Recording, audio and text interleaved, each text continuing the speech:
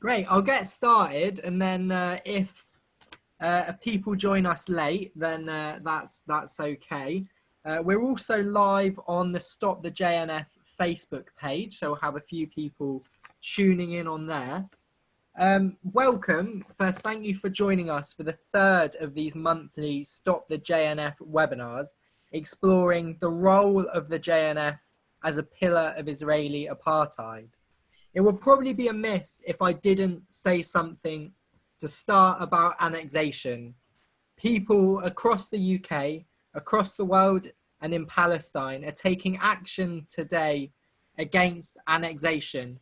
And while shocking, the egregious violations of international law committed by Israel, we know that annexation isn't a standalone event. It's the culmination of a decades-long process of colonization, displacement, land theft, the illegal settlement of Palestinian land, and across all parts of the Palestinian people, whether in exile, as citizens, living under occupation, or under siege in Gaza, their systematic racist discrimination by the Israeli state. This process is one that the Jewish National Fund has played a crucial part in. The previous webinar explored the JNF's role in the Nakba, Israel's foundational act of ethnic cleansing in 1948, and the subsequent memoricide of Palestinian indigeneity after the State of Israel was established.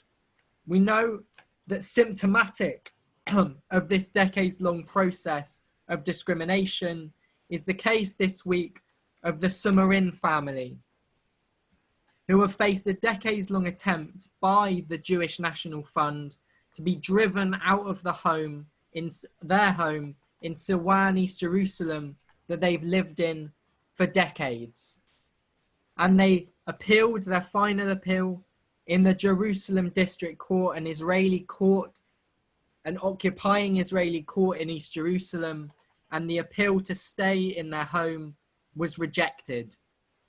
We know that whether annexation happens or not, Israel will continue to violate fundamental Palestinian human rights, violate international law, and we must continue to take action as the Stop the JNF group is doing in the UK. So I'm really, really proud and pleased today to be joined by Jonathan Cook. Jonathan is a Nazareth-based investigative journalist and writer. He's the winner of the Martha Gellhorn Special Prize for Journalism, has been widely published in a number of outlets, and that includes his writing on the JNF and the campaign in JNF UK. He's an author of many books, including the still prescient 2008 book, Disappearing Palestine, Israel's Experiments in Human Despair, which maps Israel's relentless attempt to destroy the Palestinian people and the application of various means of technology, including crowd control and surveillance to do that. Reading that now in 2020, you see how prescient it is, how many of these technologies which are deployed on the Palestinian people have been accelerated, and the trends, you see that in Jonathan's book. So Jonathan has kindly prepared a short talk for us, and I'll hand over to you now. So thank you so much for joining us, Jonathan. Thank you, Lewis. Thank you for that very kind introduction, and thank you to all of those people who have organized these webinars. They're very important, and I think they're particularly important now, as you point out, when we're looking at imminent annexation, which isn't really a change. We've been having incremental de facto annexation for a very long time, but obviously it marks something significant if it moves from this concrete form of annexation into something de jure, something legal, recognized by America. And presumably the fear is that other countries, particularly Europe, are not going to do a great deal to stand in its way, more than rhetorically. So as you say, I've prepared a small talk that I want to develop certain themes and put them into a historical context. I'm going to go back a little bit to the pre-state period, but I'm hoping, having spoken to you, that this won't overlap with previous speakers. So let me first point out the significance of the Jewish National Fund. It rightly presents itself as the most venerable of the Zionist institutions. It stands at the heart of a state-building project that was launched more than a century ago. It's an organization that is today deeply embedded in Israel's state structures. It's the guardian of Israel's most precious resource, land, and it's the bridge connecting Jews abroad to Israel, allowing them to become practically and emotionally involved in its national mission of colonization and Judaization. Created in 1901, the JNF was the earliest of the major institutions established by the International Zionist Movement to build a state in Palestine. The Jewish Agency, the Zionist movement's government-in-waiting and migration service, and the Haganah, its embryonic military force, would have to wait another 2 and 3 decades to make a proper appearance. No institution stands at the heart of the Zionist mission more squarely than the Jewish National Fund. And for that reason, if no other, it is not only the most preeminent, but also the most zealous of those organizations. If that seems unfair, notice a recent statement by the JNF UK that hints at the organization's extremism, even by the standards set by a Jewish leadership in Britain that has grown increasingly fanatical in its support of Israel and actively hostile to Palestinian rights. The statement was issued last month as it was confirmed that Sheikh al Touri, a rising star in Benjamin Netanyahu's Likud party, had been appointed Israel's new ambassador to the UK. Touri makes the Israeli Prime Minister seem moderate by comparison. She's a proud Jewish supremacist and Islamophobe. She supports Israel's annexation of the entire West Bank and the takeover of Al-Aqsa Mosque in Jerusalem. She's happy to lift the veil from Israel's apartheid rule over Palestinians in the occupied territories. That fact has made her appointment a deeply unappealing prospect for most of Britain's Jewish community. It's prompted many hundreds to sign a petition calling on the UK government to block her appointment. Prominent liberal Jews and Jewish organizations have either quietly lamented the decision or remained publicly silent. They're fearful that her outspoken views will tear the mask from ugly Israeli policies that they've long supported. But the JNF UK broke ranks with this consensus. In a statement, it insisted the British Jewish community will gladly and respectfully endorse Mrs. Touri as a new Israeli ambassador to the UK. She is a leader with many positive attributes and achievements, and we wish her the best of luck in her new position. It gives us some sense of how critical is the Jewish National Fund's role in Israeli policies leading up to annexation and including annexation. The aim of the JNF's activities from the beginning were twofold. First, it wished to impose residential segregation as a way to expand the resources available to Jews and to diminish those available to the native population, what we might term its role in forcing apartheid. And second, it hoped to remove the natives from the land by depriving them of the resources they needed to subsist, what we might term its role in ethnic cleansing. These two roles, the twin prongs of Judaization, were Zionism's particular expression of settler colonialism. Theodor Herzl, the father of Zionism, foreshadowed the Jewish National Fund's transformative mission back in 1895, 6 years before it had been created as an organization. We must expropriate gently the private property on the state assigned to us. We shall try to spirit the penniless population across the border by procuring employment for it in transit countries while denying it employment in our country. To clarify how this model worked, I want to take a moment to step back and examine the first real tool of land dispossession developed by the Jewish National Fund in the pre-state years, in the 1930s. This was when Zionism began to develop its incremental or creeping ethnic cleansing model. A half-hour drive from my home in Nazareth is a replica of a tower and stockade next to Kibbutz Beit Alpha in the Beit Shan Valley. It was only the second tower and stockade built in Palestine in 1936. Soon there would be dozens of them marching across parts of Palestine. The tower and stockades were simple structures. They were wooden enclosures, fortresses with a tall watchtower at their center.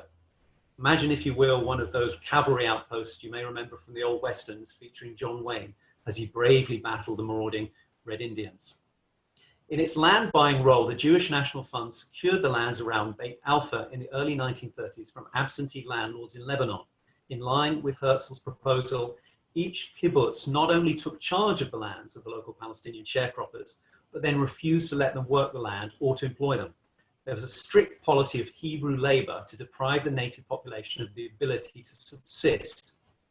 Such land purchases, as well as the expulsion of Palestinian tenants from lands they had farmed for generations, began to awaken ordinary Palestinians to Zionism's colonial nature. In 1936, the Palestinians launched an uprising known by the British as the Arab Revolt. It lasted 3 years. The Zionist movement, however, did not simply rely on British force to quell the revolt. It took matters into its own hands. Its policy of gentle ethnic cleansing turned much more aggressive. It began building dozens of town stockades, each the nucleus of a future kibbutz, to forcibly drive the natives off the lands they depended on for their livelihoods. Beit Alpha's town stockade, named Tel Amal, was assigned a militia. Its members would take turns in the tower to keep watch over their comrades, working in the fields that until recently had been farmed by Palestinians.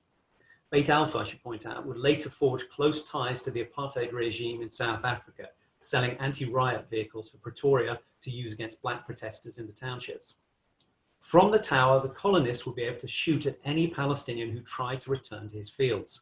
Unable to harvest their crops, these Palestinian farmers faced a choice between starvation and moving further down the valley to find new land.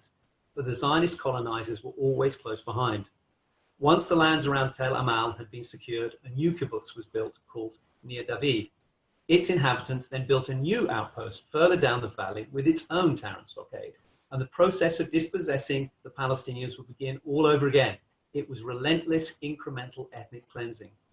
Yosef Weitz, the director of the Jewish National Fund's Settlements Division, was an outspoken early proponent of expulsion of the Palestinian population.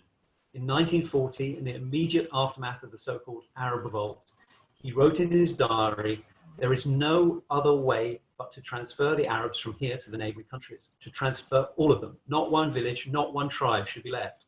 During the Nakba, he was appointed by David Ben-Gurion, Israel's first prime minister, to a secretive transfer committee to direct the ethnic cleansing of the Palestinian population.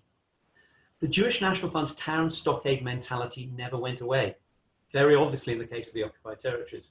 It is represented today most obviously in the militarized architecture of the West Bank's main settlements, fortified houses circled like wagons on hillsides overlooking Palestinian farming villages in the valleys below. It's even more evident in the dozens of so-called illegal outposts in the West Bank. These settler militias, armed by the state, live in caravans atop yet more hills. They target the key resources, the wells and the olive groves of the Palestinian farmers, terrifying them off their farmland so they depart for the relative safety of the Palestinian cities, freeing up the land for Jewish settlement. But the legacy of the town stockade also resides more subtly in the architecture of citizenship and residency inside Israel, despite Israel's claims to being a democratic Western-style state. Forestry, as you know, was at the heart of the new Judaization program in Israel after statehood. Israel did not have enough immigrants to crowd out the Palestinians with Jewish bodies, so it used Jewish trees instead, especially the fast-growing pine. Each tree was a weapon of war, a bayonet, enforcing the ethnic cleansing of 1948. But forestry also provided a cover for Israel's malign intentions towards Palestinians. The planting of trees was presented to the outside world as environmentalism, as the introduction of European order and civilization, as biblical redemption, as a Zionist realization of its mission to make the desert bloom. The JNF's forests were not just planted over the more than 500 Palestinian villages Israel destroyed after 1948. They were also a vital weapon in the war against the minority of Palestinians who had remained on their lands inside what was now Israel and had been given a very degraded form of Israeli citizenship. Today, these Palestinians comprise 1/5 of the Israeli population, what historian Ilan Pappé calls the Forgotten Palestinians. Many of the 250 million trees planted by the Jewish National Fund were in forests that pressed up tightly against the 120 or so Palestinian communities in Israel that survived the Nakba. These towns and villages were blockaded by forests, denied the chance to expand or use their lands for productive purposes, either housing or farming. Palestinian communities in Israel, stripped of their historic lands by forests, would soon become overcrowded, de-developed spaces. Their working populations would be forced to abandon agricultural traditions and become instead casual laborers, a new precariat in a larger Jewish economy. The Jewish National Fund's forestation programs are not just a relic of its early years. trees are still being planted to this day to ethnically cleanse Israel's Palestinian citizens. That is most obvious in Israel's south, in the Negev Nakab, where they are used to enforce the ethnic cleansing of Bedouin communities such as Al-Araqib. But the Jewish National Fund's tools of dispossession went far beyond the use of trees into the very idea of what Israel is and who it belongs to. The Jewish National Fund was given a quasi-governmental status that allowed it to function with the legal powers of a government agency, but none of the legal restraints. Its role was formalized early on in the Jewish National Fund Law of 1953. Today, the state owns 93% of Israel's recognized territory, serving as trustee. Defined as national lands, this territory is reserved not for Israel's citizens, which would include Israel's Palestinian citizens, but for the Jewish people around the world. Once again, the Jewish National Fund has been principally responsible for advancing residential segregation with the aim of incremental ethnic cleansing. Judaization this time takes place not through guns, but through the law. This goal has been achieved through the separation of the concepts of citizenship and nationality, which has provided the thin veneer of legality to segregation and institutionalized discrimination.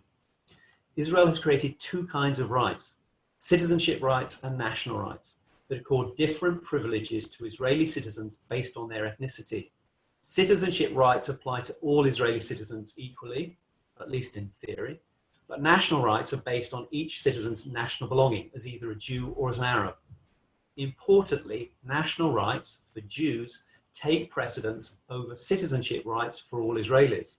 The Jewish National Fund is one of the major mechanisms by which superior rights in access to land can be guaranteed for Jewish nationals, including Jews who are not Israeli citizens, rather than Israel's so-called Arab nationals. This distinction lies at the heart of Israel's version of apartheid. In fact, this separation in Israel between citizenship rights and national rights is rooted in an idea central to the Jewish National Fund's charter, which promotes collective ownership of the land of Israel by the Jewish people. For this reason, many of the lands stolen from Palestinian refugees in 1948 were hurriedly transferred by Israel to the Jewish National Fund for a pittance, so they could never again be claimed by their original owners. Today, the Jewish National Fund owns 13% of Israeli territory, some of Israel's most prized lands, which it holds in trust for all Jews around the world. Only Jews can lease or mortgage its lands. As the Jewish National Fund explained when it was challenged about its charter in 2004, it is not a public body, this is a quote, not a public body that works for the benefit of all citizens of the state. The loyalty of the Jewish National Fund is given to the Jewish people, and only to them is the Jewish National Fund obligated. The Jewish National Fund, as the owner of the JNF land, does not have a duty to practice equality towards all citizens of the state. But the Jewish National Fund's influence extends beyond the 13% of land it owns. Since 1960, it has played a decisive role through the Israel Lands Authority, a governmental agency, in overseeing the further 80% of land owned by the Israeli state. In fact, the Jewish National Fund appoints 10 of the Israeli Land Authority's 22 directors. Effectively, the Jewish National Fund controls the Israeli state's land policy in accordance with its own apartheid mission, making land available for Jews alone, including Jews who are not Israeli citizens. The Jewish National Fund's Judaization model also underpins Israel's planning system. Israel has created a web of planning bodies in which Palestinian citizens are almost never represented. That means that Palestinian communities struggle to get their master plans recognized, and as a result, their residents are denied permits for new buildings. Central to this planning system is a largely overlooked piece of legislation, the Planning and Building Law of 1965. It was legislated shortly before Israel's Palestinian minority emerged from nearly 2 decades of harsh military rule. The planning law determined whether Palestinian communities that survived the Nakba would be recognized by the state. The law retrospectively unrecognized dozens of small, largely Bedouin villages, many in the Nakab Negev, like Al-Araqib. The law criminalized them overnight and denies them all services to this day. The law's other important function was in fixing the expansion area of every Israeli community. Jewish communities were given generous allowances for future growth and natural expansion, whereas Palestinian communities, the 120 that were recognized, were confined tightly to their built-up areas in 1965. The development area has rarely changed since, even though the Palestinian population in Israel has grown 8-fold. Palestinian communities have become overcrowded ghettos. Furthermore, tens of thousands of their homes have been built without permits and are therefore under threat of demolition. Families spend years paying large fines to the authorities to ward off destruction, effectively a form of taxation on Palestinian housing, and may still find their house eventually being demolished. The Israeli authorities want Palestinian communities overcrowded. That is underlined by Israel's refusal to build a single new Palestinian community since 1948. Planning rules are designed to intensify the pressure on Palestinian citizens to leave. These planning restrictions would not be quite so critical if Israel was not enforcing the same kind of residential segregation embodied in the Tower and Stockade back in the 1930s. Today, the Tower and Stockades are gone, except for a few reconstructions like the one at Nir David that are visited by school children learning about the glories of their forebears' history. The Tower and Stockade was succeeded by the Kibbutz and the Moshav, originally collectivized agricultural communities. After the Nakba, many were built on the lands of Palestinian refugees. Hundreds of them exist today and are known as cooperative communities. The Kibbutz and the Moshav control about half of the 93% of the land the JNF oversees through the Israel Lands Authority. Most no longer rely on agriculture for their livelihood. They're now bedroom communities with the residents traveling to jobs in larger towns, but they're still key enforcers of residential segregation and ethnic cleansing. The function of the Kibbutz and the Moshav is still to Judaize land, not only in a historic sense by continuing to ensure that Palestinian refugees cannot return to reclaim their lands, but in a contemporary sense too, by preventing Palestinian citizens, a fifth of Israel's population, from living on those lands. Both literally and figuratively, these cooperative associations are gated communities, exclusive clubs where you must be a member to belong, and Palestinian citizens are always denied membership. This is achieved primarily through the Admissions Committee, vetting bodies operating in some 900 communities across Israel. Each has the power to decide who will be allowed to live within their borders. These committees include representatives of the Jewish National Fund, and true to its spirit, they always bar Palestinian citizens. Years ago, the admissions committees were explicit that no Palestinian citizens were welcome. It was Israel's Jim Crow. But a legal challenge in the landmark Kedan case reached the Supreme Court in 2000. After it triggered bad publicity abroad, the admissions committees will redefine the grounds for exclusion. This was formalized into the Admissions Committee law in 2011. Today, Palestinian citizens are excluded because they are not, this is a quote, not suitable for the social life of the community, or they are found to be incompatible with the social cultural fabric. In short, Palestinian citizens are denied space in these 900 communities because they are not Zionists, because they do not believe in Judaization, because they do not support their own exclusion, dispossession, and ultimately expulsion from their homeland. There are many more things to say, but given the time we have available, I'll end there, and I hope there'll be some time for questions. Jonathan, thank you so much for that lucid and comprehensive speech on the JNF's role and how the founding ethos of the JNF was interpolated into the Israeli state. It was really fascinating, especially parts about the Tower and Stockade and how that still influences Israel's land segregation and land policies. We have a few questions as well as a few comments in both the Q&A and the chat. So I'll just find and read them out. If I miss anyone's question, apologies. So I've got one from Teresa, who asks, I'll say a few and then we can move to answers. So Teresa says, how did the original kibbutz movement justify colonization with their socialism? And then we have some comments. Elizabeth has commented, some may recall that when Israel and Egypt signed a peace treaty, there was a minor scandal when the Egyptians had trouble finding a place for their embassy. Most of the land was forbidden to them, for they're not Jews. And then we have a thought for our British campaign. Imagine if the National Trust only rented to white tenant farmers and only allowed white people on its executive committee.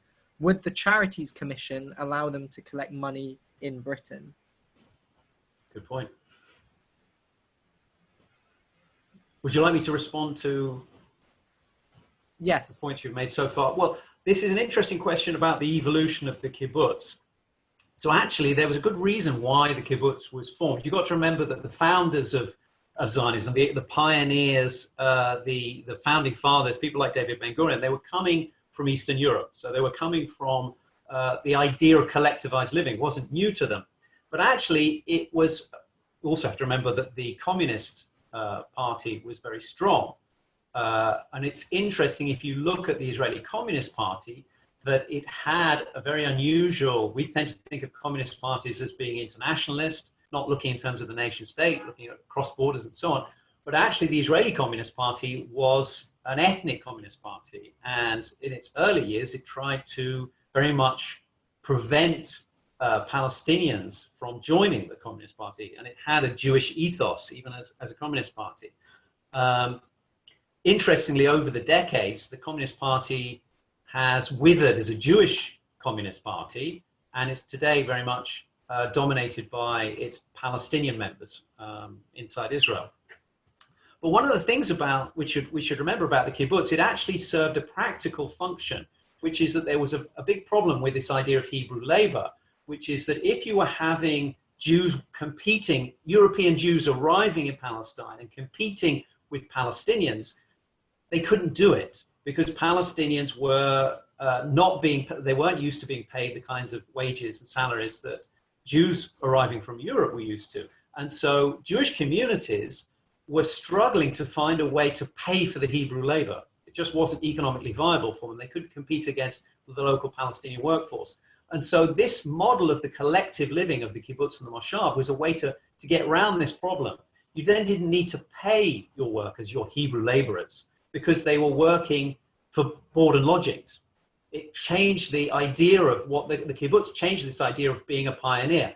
No longer were you doing Hebrew labor because you were earning a wage. You were doing pioneering work for the mission of Zionism, of taking over the land, of Judaizing the land.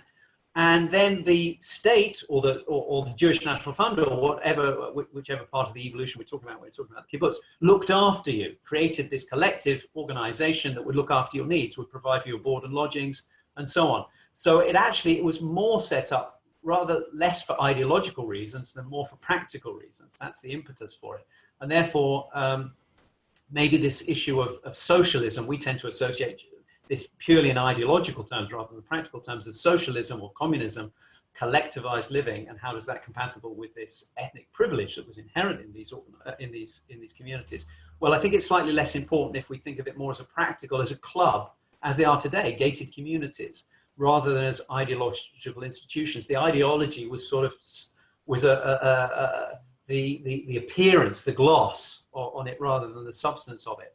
But also, as I mentioned before, the Communist Party inside Israel had this very ethnic-based way of looking at communism, this filter through which it saw it, and didn't see it as incompatible at the time. I'm not sure I can say much more about it than that without going probably into more detail than we've got time for. Can you remind me of, there was another point, but I've forgotten what it was now. So there was a couple of comments. One of I've got some other questions, so I can read them. I mean, the point about the National Trust, I think, is a very good one. It's very apposite. I mean, in a sense, the Jewish National Fund, I think, is trying to present itself as a kind of Israeli Jewish national trust. That is very much the way, I think in many ways that's the way Israelis look at it, that way. But of course, once you start to examine its policies, what it's actually doing, its history, it was there to colonize the land. I mean, I think you can probably criticize the National Trust in certain ways, but it's certainly not doing this overt form. You know, that there's no tower and stockade equivalent. And I think that's why I wanted to bring out the tower and stockade, because I think it's really a graphic illustration of what the Jewish National Fund was set up to do. It was explicit and clear during the period of the pre-state period, when it was all about terrorizing Palestinians off their land. And it's clear again, although of course it's veiled through other institutions like the World Zionist Organization, but the same kind of idea is going on as we see in East Jerusalem with that family who's being forced out of their home. The same kind of, okay, now you don't need to use guns, you use the law instead, because you have control over the tools of the state. But it's essentially the same mission, it's the same ideology. And I think it's an interesting way of maybe presenting the case, comparing it with the National Trust. But if you have more questions, I'll happily. Yep. So we've got a few. So Paul asks, is the JNF involvement in the structure of admissions committees formalized? Alan asks, what level of opposition to the JNF exists in Israel itself among Israelis? Greg asks, what was the relation of the Histadrut to the JNF? And Joel asks, can you comment on the competition between the JNF and the Kibbutzim in the 1950s for control over land management? Oh, we then have one final question, if I may. Sorry, I know these are quite a few. Mick asks, can you comment on the grotesque racism of JNF's iconic figure, Arthur Ruppin?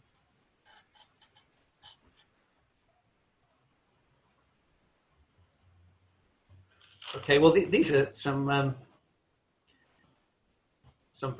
good questions, detailed questions. The first one, hang on, I'm taking this down very fast. I'm trying to read my shorthand back, which I'm not doing so well. So the JNF and the admissions committee are formalized relationship. So what typically happens in one of these admissions committees is that you get members, residents of the community that you're talking about. They play a role in deciding who will join. But this is overseen by various Zionist organizations. The Jewish National Fund and the Jewish Agency will have a number of positions within the committee, and they are looked to as mentors, as people who offer guidance on what the point of the admissions process is. So they're kind of creating a rigid ideological structure. I think they're there to vet and oversee that there aren't mistakes made by allowing Palestinian citizens to get access to these communities. We can see the success of it just simply through the inability of Palestinian citizens to get past these committees. Famously, Uri Davis, the Israeli scholar, managed to apply for in the case of Katzir, this was another case, this is the same community that the Kedans were banned from, but it was a different family. He managed to buy a house, get himself in through the admissions committee. He's Israeli Jew, so they accepted him. And then once he'd done that, he's tried to sell on his house to a Palestinian family as a bit of subversive action as an anti-Zionist Jew to do that. And there was a huge legal case by the committee, the admissions committee, saying that they've been deceived and so on, and that dragged on for a long time. So these admissions committees are very rigid in their approach. I don't think that I think that they would do quite well by themselves without the Jewish National Fund or the Jewish Agency being involved in them. Most Israeli Jews in these communities see them as fulfilling a mission of Judaization. They're not, this isn't being imposed on the admissions committee, the residential members of it. They very much see their purpose as Judaizing the land, preventing Palestinians from coming onto the land, refugees from having a foot in the door, possibly via a Palestinian citizen buying the land. Israel is a highly ideological society, and there's nothing more ideological than these kibbutzim and moshavim. They are their legacy, in a sense, today is in these illegal outposts. I mean, they were the illegal outposts, the settlements and the illegal outposts in the occupied territories of their day. They were there doing the same things, trying to Judaize the land, seeing themselves as pioneers, holding the borders against incursions from the Arabs around. So there was a fortress mentality, and there was historically, and there still is.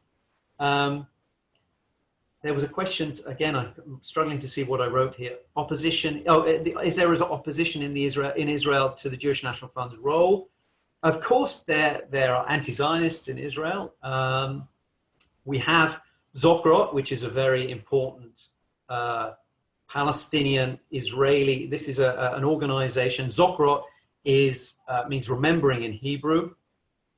It has joint Israeli Jewish and Palestinian Israeli members, and its role is to educate Israeli Jews about the Nakba in Hebrew, It's tried to get into the schools to educate children about this, but they've been banned by the government from doing that. But Zofrot, one of the activities they do on a fairly regular basis, certainly before coronavirus, is that they go to a destroyed village. In fact, I see there's one coming up next weekend. They take groups, mainly of Israeli Jews, but they also have with them Palestinian refugees if they're citizens of Israel. Therefore, they have some freedom of movement within the state. Obviously, it's more difficult if they're from anywhere else.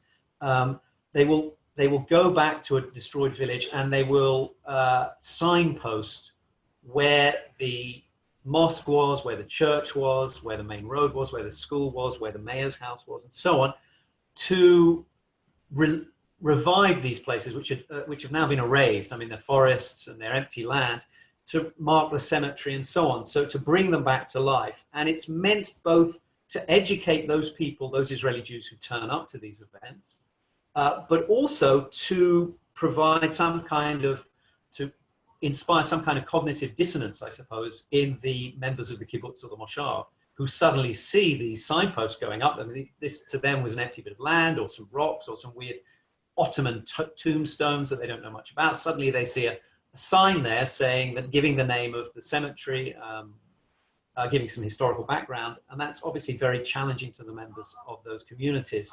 And Zofrot started off, I went to one of their first marches 20 years or so ago, and in that time they have become remarkably prominent in many ways by confronting Israeli Jews through various activities, trying to get into the schools. They were denied that, holding film festivals, major conferences, and these activities by going to the kibbutz and the moshav. So they have increased the awareness. There is much greater awareness. When I came 20 years ago here, people, most Israeli Jews, if you said Nakba, they would have no idea what you were talking about. That isn't true anymore. Most Israeli Jews are aware that Palestinians see their history in terms of the Nakba. They might not agree with it, but at least they know something of Palestinian history, and Zofrot has to take some credit for that. So there is a slow awakening. There is a polarization in Israeli society, which I think is very important. We shouldn't underestimate it. Israeli Jewish society, when I first arrived again, I was shocked at the number of people who would tell me, oh, I'm a very, very leftist. This was right at the end of the Oslo period. They would tell me how leftist they were, and after they persuaded me that they were leftist, they would then seek to tell me how awful the Arabs were and how they all needed to be expelled. So there was a real racism at the heart of Israeli Jewish identity that just wasn't being examined by the people who were thinking of themselves on the left. That's no longer really possible as an Israeli Jew. You have to make a decision. So the society has become much more polarized. There's much more antagonism from a section of Israeli Jewish society towards the standard narratives, the erasure of Palestinian history. And I think that's really something that Palestinian citizens here particularly are trying to build on, this sense that there is a section of Israeli Jewish society, very small, but it is there and it's visible, that is prepared to take on institutions like the Jewish National Fund. And for instance, the One Democratic State movement, which is still in a fledgling state here, but it is starting to evolve. There are a surprising number of Israeli Jews who are getting involved and coordinating with Palestinians. And what they're doing for the first time is exploring some kind of discourse and narrative, joint one, which they both feel comfortable with. It isn't Israeli Jews imposing a narrative on them. It's something they're jointly exploring and developing. And I think that's a really exciting development. The Jewish National Fund and the Histadrut, the relationship, well, it's interesting because, of course, during the period of Hebrew labor, the Histadrut was there to represent the interests of Israeli Jew, well, in the pre-state years, the Zionist Jewish labor force, and later the Israeli Jewish labor force. The Histadrut was very slow to change its ways. Eventually, it created a separate section, the Histadrut, for those people who don't know it, is it's a strange hybrid organization, which is a trade union movement, but also was a major employer through labor Zionism, through the labor Zionist movement that dominated Israel in the first decades. So it was both part of the government and also the trade union movement as well. It was sort of the state and the trade union movement in a kind of weird relationship together. And so it represented government thinking and policy. And one of the first things that the history group was doing in the early years was trying to keep Palestinian citizens out of the history group. It worked quite hard to do that. Eventually, it was kind of forced to take some Palestinian citizens in, but then it created a separate section, an Arab section of the history group. So you actually had apartheid within the history group, within the trade union movement inside Israel. And only later did it allow Palestinians into the main section of the history group. But of course, a bit like being in the Knesset, they never really had proper representation and their interests were never represented. And that came to a head after the fall of the Soviet Union. In the early 1990s, we got 1 million Russian-speaking Jews arriving here, flooding into the country. And of course, many of them were well-educated. They were doctors and so on, lawyers. And so there was this interesting moment for the history group where it had to decide, was it representing its members, including its Palestinian members, who were lawyers and doctors and workers and so on, or was it representing these new immigrants who are arriving, Jewish immigrants, or not, some of them not so Jewish. And what it did was it sided with the Jewish new immigrants who are arriving. So a lot of Palestinians lost their jobs to these new immigrants, and they discovered the history group wasn't there for them at all, that it was actually there to represent these Jewish immigrants who had just literally come off the plane, not people who'd been members for many years. And actually that was a critical moment for the Palestinian membership of the history group, and many of them drifted off after that, realizing that this organization wasn't there to protect them in any meaningful sense. And so they departed. So the history group has really become, so in that sense, through neglect, the history group has effectively enforced a kind of Hebrew labor policy right from the pre-state years. There's a question about the 1950s, but I can't remember what that was, I'm afraid. Anybody remind me? Luke, Thank you, Jonathan. I'll cut you off there if you don't mind, just to move on. But thank you again so much. I know how pleased we are to have you speaking at this. It was such a shame not to have you in person at the Stop the JNF conference in April. So it's so good to have you speaking virtually from your home to one of our webinars. And we hope, when we're at a stage where we can have conferences again, that you will join us for a Stop the JNF organising conference in the UK. At some point. So thank you again. Thank you. It would be my pleasure to do that, and I'm very pleased that we've managed to at least connect virtually today. Thank you.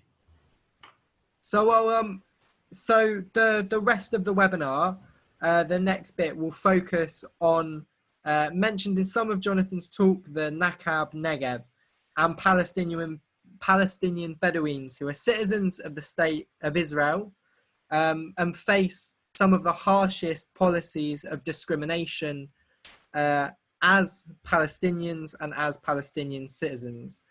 Ahmad Amara, who I'm going to show a clip from, he couldn't join us at this time. He's kindly recorded a clip. He's a human rights advocate, a lecturer, a scholar, and a policy member of Al-Shabaka, the Palestinian Policy Network. He's an author, and his books include the collective volume Indigenous Injustice, Human Rights Law, Palestinian Bedouins in the Nakab Negev. So I will just play this clip. Just bear with me a second. Well, hello. All right, so I'm glad we'll get that chance to discuss what's mostly known as the Negev Bedouin. The Negev is historically the Beersheba region. It's the Gaza region. The Negev is mostly known rather in, let's say, Western and Zionist circles nowadays. But historically, the region was never known as the Negev among Palestinians or even for the Ottomans. And Bedouins we're talking about Palestinians, Palestinian Arabs who live in this region, today the Negev. Culturally, historically, they're Bedouin as a lifestyle. But in this context, they are facing what they're facing because of their Palestinian identity for being non-Jewish. Now, the case of the Negev is a good illustration to see what's called the continuing Nakba, right? To show that the settler-colonial project is rather a continuing structure that is active always, and not an event that started and ended in 1948. And here, especially in the last 2 decades, we could see this region, the Negev, as a very active settling frontier, right? The Israeli authorities, and we will explain more who are the institutions that are very active now in this region and what they're doing.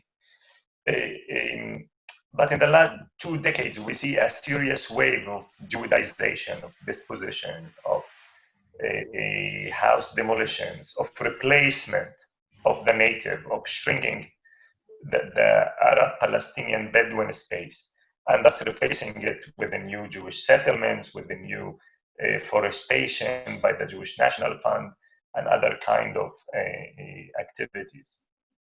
Now, if we go to a little bit to 1948 as the milestone, let's say, event. So we see the map of Palestine, the West Bank, the Gaza Strip, and there is the state of Israel, and roughly the Negev is known today, the Negev area.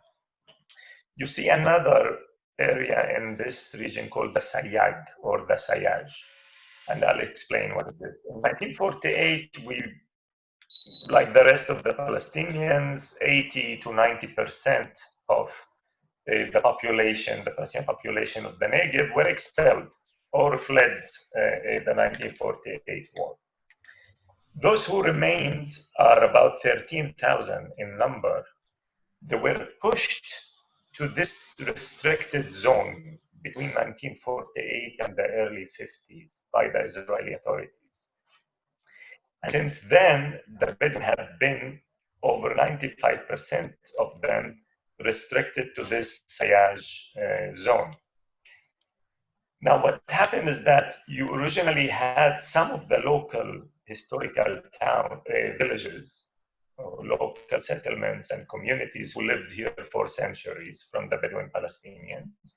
And the others who were expelled mostly from what's known as the Western Negev, between Beersheba and the Gaza, were pushed and displaced to this region, and they were settled on by the state, by the Israeli authorities, on new places, and thus they emerged as villages and communities with the time.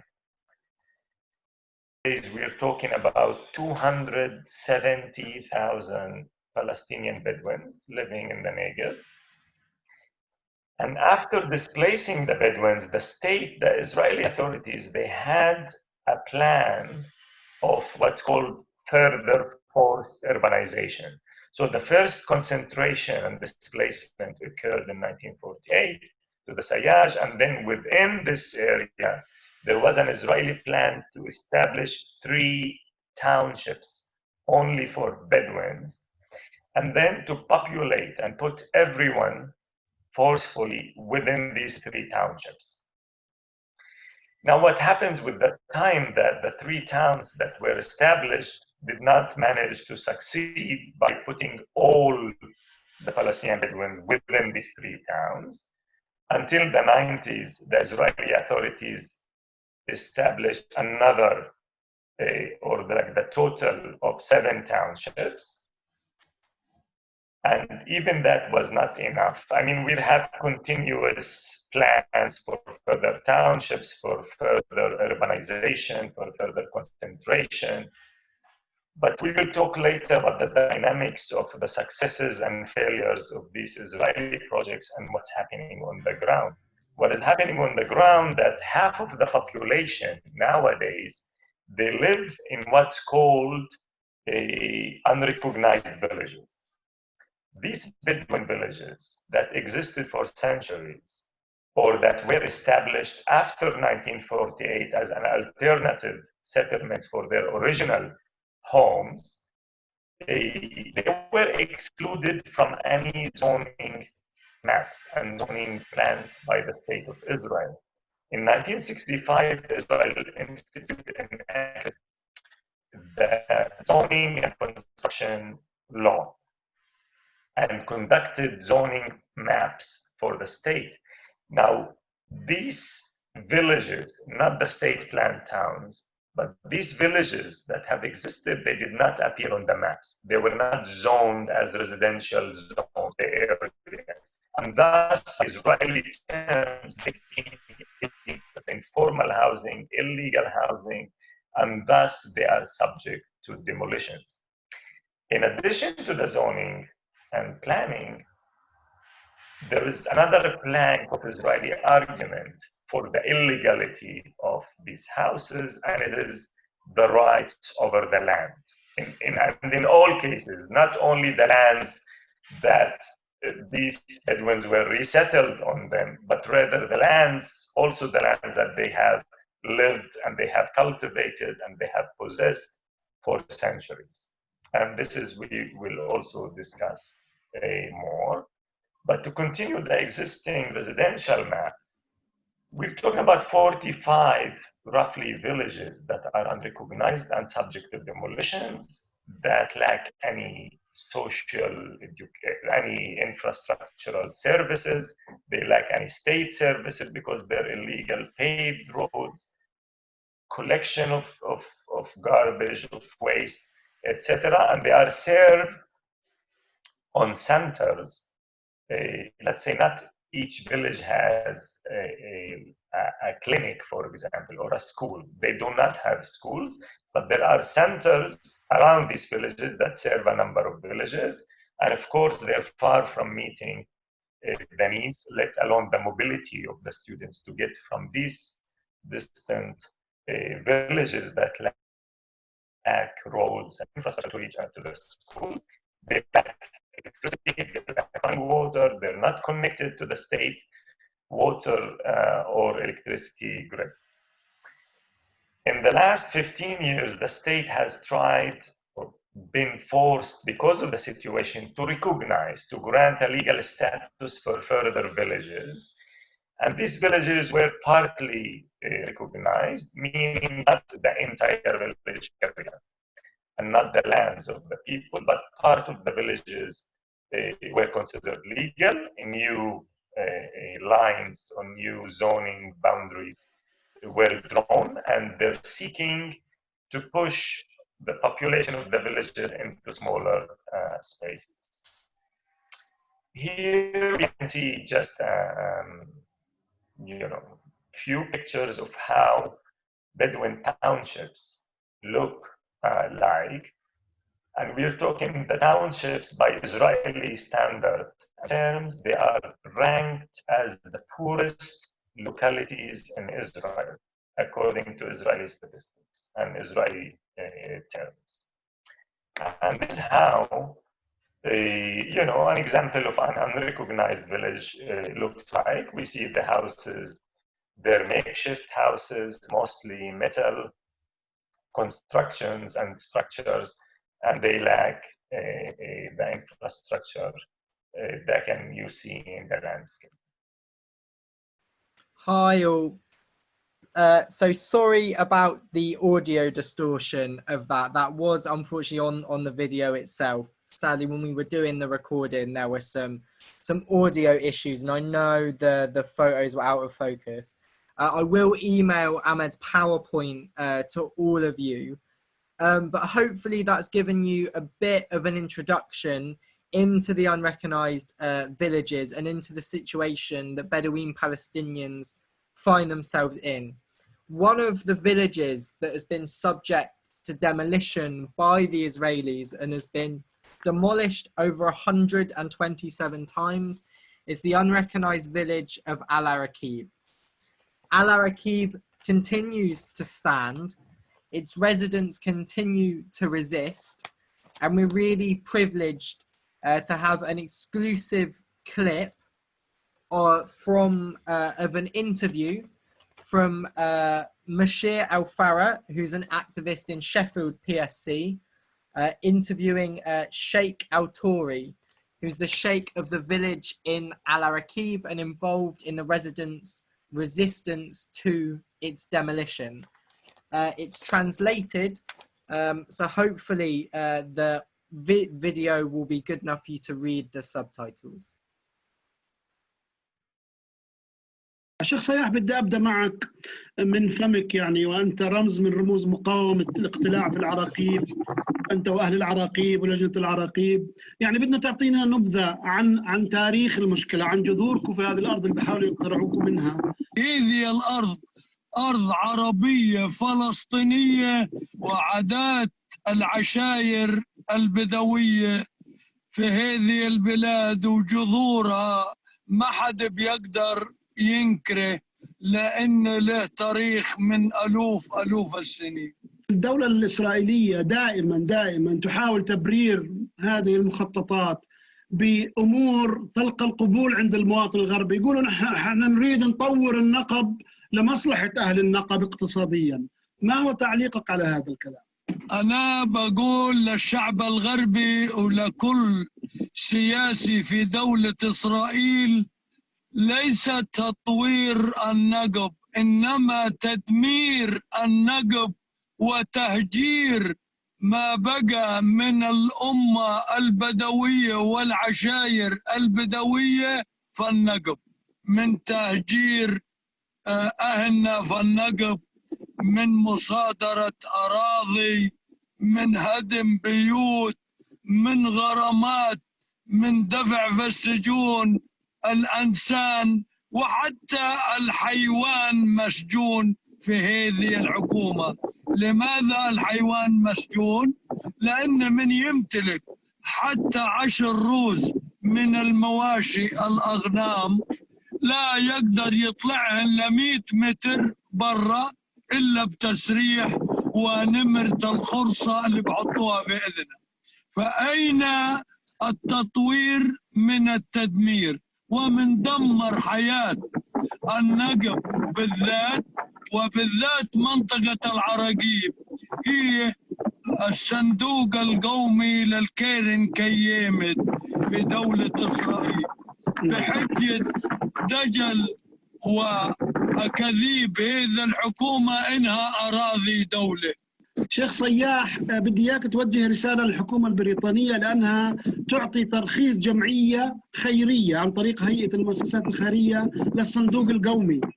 فالصندوق القومي أناشد كمان مرة وأقول كل من يهم الأمر سواء في الحكومة أو في الجمعيات أو في الشعب إن يوقف هذا الدعم هذا هجر 90% من البدو ومن العشائر البدوية فالنقب من على أرضه اللي موجودة منذ ألوف السنين وعاش عليها أباهم وأجدادهم وأجداد أباهم وأجداد.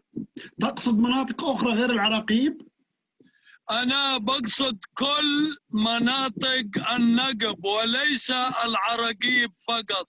العراقيب جزء لا يتجزأ من النقب أكيد. ولكن العراقيب واجهت مأساة من هذه الأشجار اللي بيدعوا إنها تزرع في أرض دولة.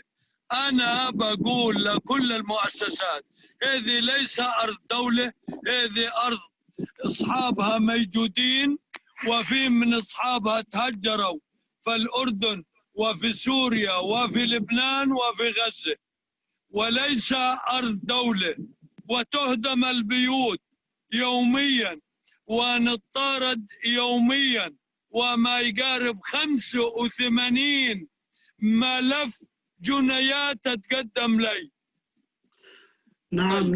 نعم هذا شيء كثير. بدي أسألك شيخ صياح، بما أنك تكلمت عن المعاناة، تشرح لنا يعني ماذا يحدث عندما تحضر قوات الجيش والشرطة وتدمر العراقيب.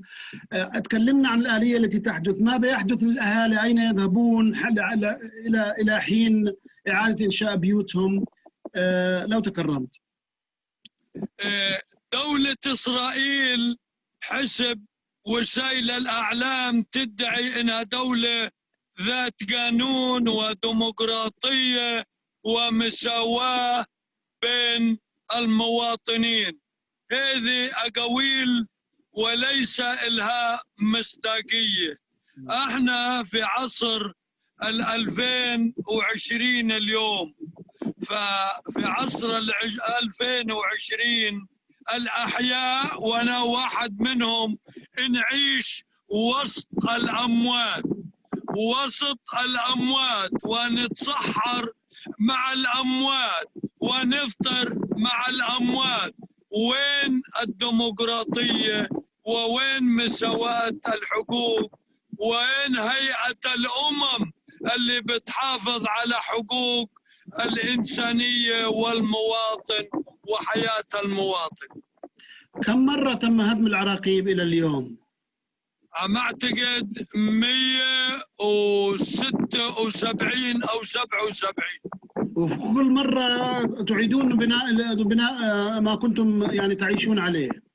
احنا ما بنقدر لأن علينا حظر، لم نقدر نعيد البناء، إنما بيجوا متطوعين من الشعب اليهودي والشعب الإسلامي والشعب المسيحي ويعيدوا ما هم يستطيعوا يعيدوا. عندما ننتقد إسرائيل بتهمة التطهير العرقي لكم في العراقيب وهدمكم وتشريدكم ومعاناتكم، يواجهون بتهمة معاداة السامية، فأنت تقول أن يهود من الدولة من إسرائيل يدعمونكم ويعترضون على بلدهم، فهذا شيء يعني بتمنى تعلق عليه. في من الشعب اليهودي وداعم لقضية العراقيب وداعم إلى النقب ككل، صدقني والله العظيم وأنا صايم فهذا اليوم إن داعم للعراقيب بإخلاص ومصداقية.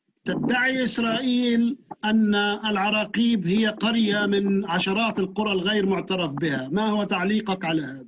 إن هذه الأقاويل أقاويل كاذبة وعارية من الصحة. هذه الأرض اشتروها اجداد أبانا في 1905، وفي من يثبت معي خطية، فاحنا متواجدين عليها من هذاك الوقت، ومرت الأتراك ومروا البريطانيين واحتلال دولة إسرائيل فهذا الوقت. لأن دولة إسرائيل أنا كشخص حسب ما تقوم به اتجاه العراقيب هي دولة احتلال وليس دولة ذات سيادة. لماذا؟ لأنها تهدم بيوت المواطن العربي، واللي ما تستعرف في حقوق المواطن فالدولة فهي ليس دولة، فهي دولة ممر وليس دولة وتمييز ودولة تمييز. نعم، احكي لي لو سمحت ولمن سيحضر هذا اللقاء عن معاناتكم مع الشرطة والجيش في أوقات الاعتقال والهدم إلى آخره. الصحيح هو الاعتقال ليس فيه إنسانية، وأنتم تعرفوا ومن اعتقل في حياته ولو مرة يعرف هذا الكلام. أين الإنسانية في الاعتقالات؟ غرامات الدولة ما يقارب ل2 مليون شيكل علي. من أهل العراقيب ظل ما صار لعشرات أو 500 الملفات. من دفعوني في السجون الإسرائيلية وحكمت المحاكم علي ب10 أشهر سجن و5 مع وقف التنفيذ، لكن ودهم يطعني أخضع للأمر الواقع للمساومة على أرض الآباء والأجداد. شيخ سياح، بسبب الريح، وأنا آسف إنه طلعناك في الريح، سؤالين. إسرائيل تتباهى بنزاهة نظامها القضائي، ما هي تجربتك مع النظام القضائي الإسرائيلي؟ البداية كانت الملفات عند قضاة يحق لهم الاحترام، ولكن عندما طال الوقت صاروا يحطوا الملفات تبعات العراقيب عند قضاة مستوطنين، وحتى هم لم يسكنوا في بيوت مرخصة حتى يحكموا علينا بأحكام صارمة وغير لايقة حتى نهاجر احنا العراقيب. ولكن من فضل الله احنا نستمر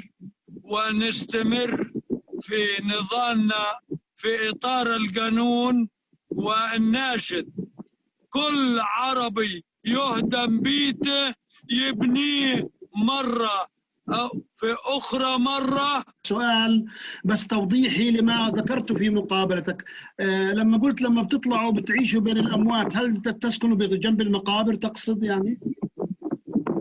يا راجل بقول لك والله ولا عز من الله، واليوم رمضان اللي احنا صايمين إننا نايمين في داخل المقبرة، وبصلي في المقبرة، وبنام في المقبرة، وحسبي الله وهو نعم الوكيل على هذه الحكومة الظالمة. وبطلب من الله كل ظالم في أنحاء المعمورة سواء مسلم أو يهودي أو نصراني أو من العالم فالكرة الأرضية إن يزيحه في أقرب وقت وينصر كل مظلوم مسلم مسيحي يهودي. والأرض هي الهوية البدوية الفلسطينية في النقب، وليس الهوية اللي ناخذها من الداخلية الإسرائيلية.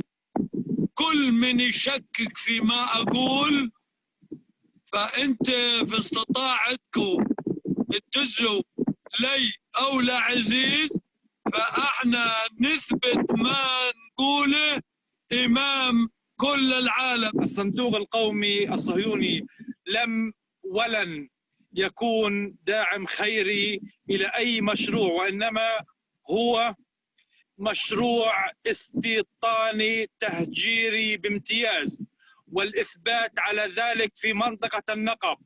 من يرى حل حملات الهدم التي تكون في منطقة النقب يرى بأم عينه أن هذا الصندوق القومي الإسرائيلي الصهيوني يقوم باقتلاع 4 أنواع من الشجر التي تدل على العرب الفلسطيني، وغرس محلها أشجار حرجية تدل على الصندوق القومي الإسرائيلي. الكذبة الكبرى في العالم إنهم يروجون إلى أن الصندوق القومي الصهيوني يقوم بتطوير المنطقة إلى السكان النقب، وهذه أكبر كذبة.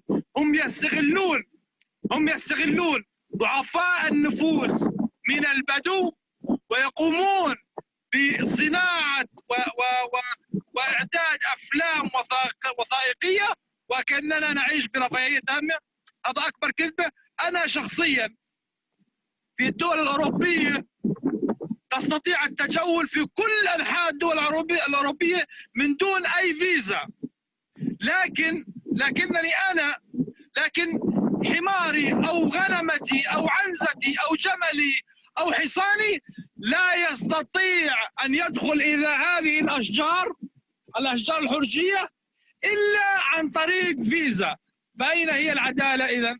أنا داخل السجن الإسرائيلي في بير السبع وزيفوا توقيعي إني متفق أهاجر عن الأرض أنا ومن يقعد في العراقيب.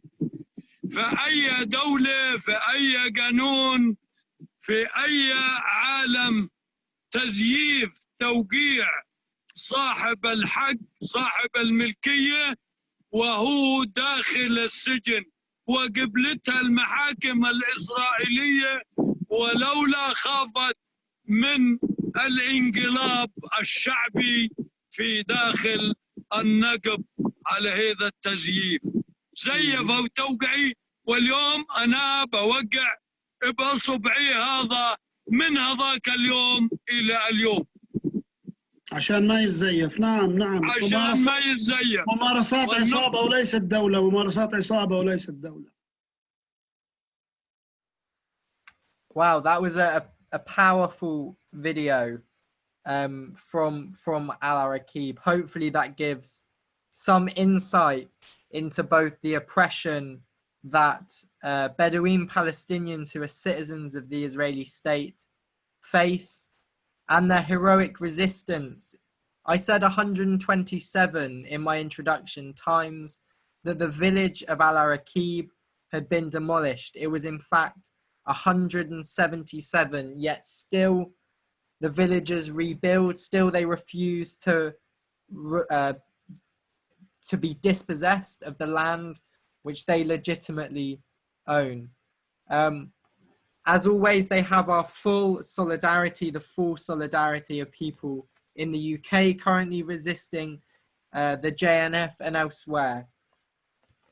So thank you again. Thank you so much to everyone who joined the webinar. Thank you so much to Jonathan, to Ahmad, to Mashir, to the Sheikh and to Aziz for contributing. As I said, I apologize again for the slight sound issue during Ahmad Amara's segment. We will send out the video of his segment, which has a much clearer PowerPoint. She'll be able to watch that in your own time. And this webinar, if you do, Jonathan's contribution was full of useful information. It was jam-packed. So this video is available on the Stop the JNF Facebook page. So I do encourage you all to go check that out and give it a like. But most of all, please take care and solidarity to you all.